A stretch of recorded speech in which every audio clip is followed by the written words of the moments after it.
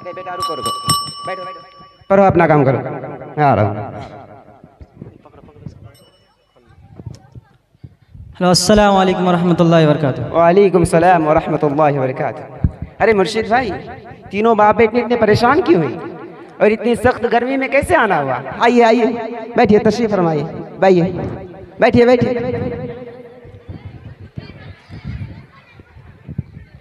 असलम भाई, मेरा ये कागज़ ज़रा देख लीजिए, ये ज़मीन किसके नाम पर है? अरे भाई, इसके लिए इतनी कड़ी धूप में आने की क्या जरूरत थी?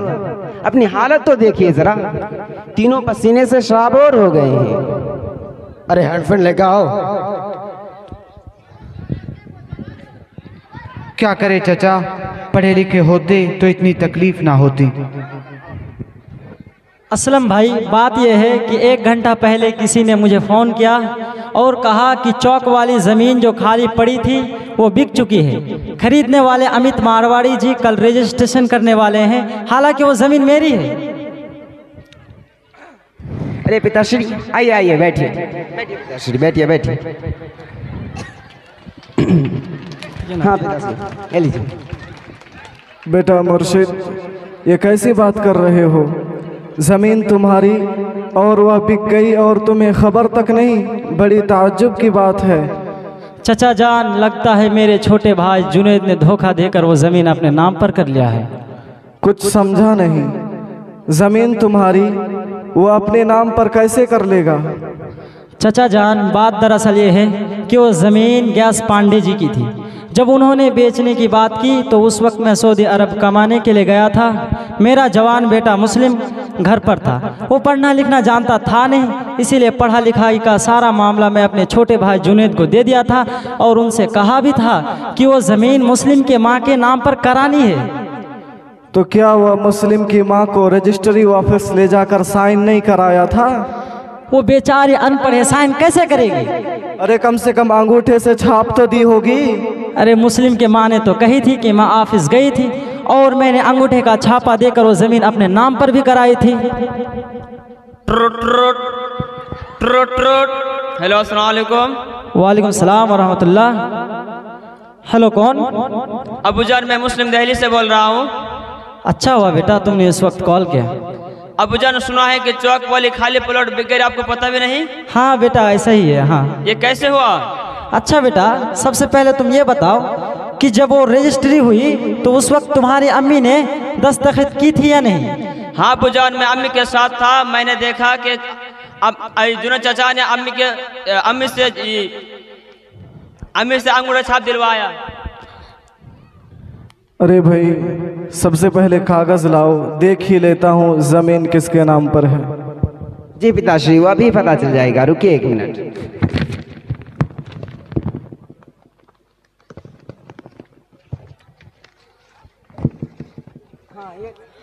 हाँ ये लीजिए।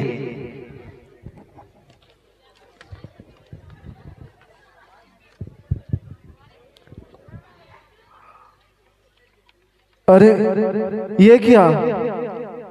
ये तो आपके छोटे भाई जुनैद के नाम पर ज़मीन है और गवाही की जगह पर मुस्लिम की माँ का साइन भी है और ये डॉक्यूमेंट भी ओरिजिनल नहीं है, फोटोकॉपी है। और आपका छोटा भाई जुनैद तो 1 साल पहले ही मर चुका है। इसका मतलब सत्तार मास्टर अपने बाप के नाम की ज़मीन अमित मारवाड़ी के पास बेच रहा है। अब्बूजान, ये कैसे हो सकता है? तकरीबन 1 करोड़ की जायदाद है, मैं ऐसा हरगिज नहीं होने दूंगा। मैं अभी घर के लिए रवाना हो रहा हूँ और ट्रेन पकड़ने की तैयारी में हूँ। अच्छा ठीक है बेटा, आओ, फ़ोन रखता हूँ। अब्बू, अब कोई रास्ता? असलम भाई और चचा जान, कोई उपाय हो तो बताइए। ज़मीन जुनैद के नाम पर है, उसका बेटा ज़मीन बेच रहा है, अब इसमें कौन क्या कर सकता है? इसका मतलब ये करोड़ की जायदाद हाथ से निकल गई।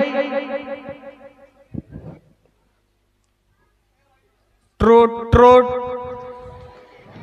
हाँ हेलो, कौन? मैं दिल्ली पुलिस ऑफिस से इंस्पेक्टर इब्राहिम बोल रहा हूँ। हाँ जी बोलिए सर। मैंने आपके बेटे की आईडी कार्ड में मुस्लिम और मुर्शिद का नाम लिखा पाया। और ये मोबाइल नंबर डायरी में लिखा हुआ था। क्या आप मुर्शिद जी बोल रहे हैं? जी जी जी जी जी जी जी सर, जी सर, जी सर। आपका बेटा बाइक पर खूब स्पीड किसी को पीछे बैठाकर स्टेशन की तरफ जा रहा था। भरतनगर चौराहे पर सामने ट्रक आई, लेकिन ब्रेक संभाल नहीं सका, ट्रक से टक्कर मारी। उसी मौके पर उनकी जान चली गई। क्या मेरा बेटा मर गया?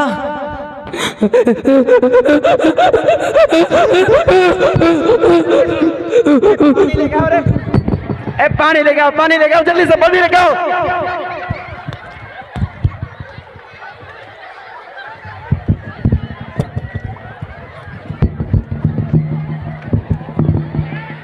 हाँ, धीरे धीरे धीरे धीरे धीरे। हाँ, बैठिए बैठिए भाई, बैठिए।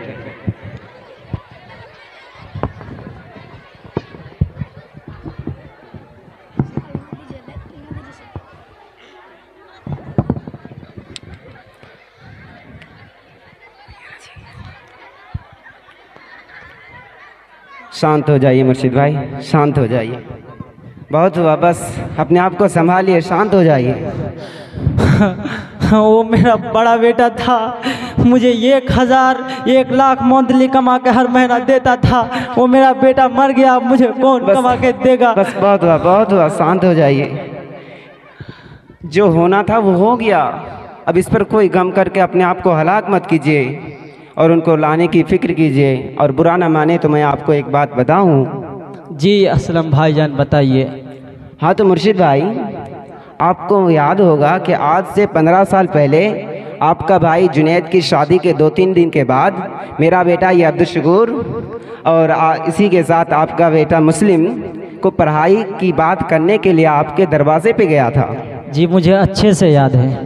हाँ तो आपको ये भी याद होगा कि आपने जवाब में क्या दिया था? मैंने साफ तौर पर इनकार किया था।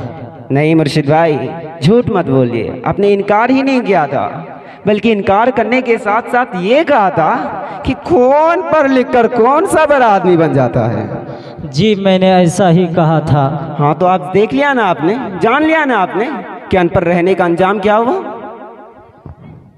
बिल्कुल सही कहा चचा जान। आज हम सब पढ़े लिखे होते तो ये दिन देखना ना पड़ता। 1 करोड़ की जायदाद हाथ से निकल गई और इसी चक्कर में हमने अपने एक प्यारे भाई को खो दिया।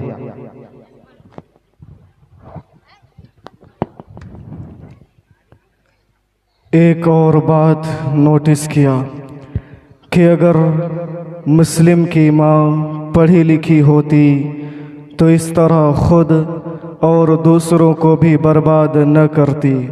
इसीलिए जब बहू ढूंढो तो पढ़ी लिखी ढूंढो और बेटों के साथ बेटियों को भी पढ़ाओ, क्योंकि वह भी किसी के घर की बहू बनेगी और इस तरह की बर्बादी से खुद और दूसरों को बचा सकेगी। बिल्कुल सही कहा चचा जान आपने। आज के बाद किसी को भी जाहिल नहीं रखूंगा इंशाअल्लाह।